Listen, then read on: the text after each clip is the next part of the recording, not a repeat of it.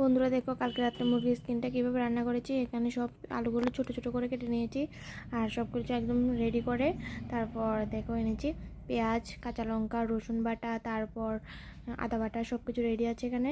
তো এখন এগুলোকে মানে এখানে তেল, কাঁচা তেল, তারপর হলুদ, লবণ, মরিচ সব দিয়ে একটু ম্যারিনেট করে নিচ্ছি। তারপরে আলুগুলোকে ভেজে নেব, তারপর পেঁয়াজটাকে ভেজে নেব এভাবে। তারপর বাকিটা দেখে থাকো।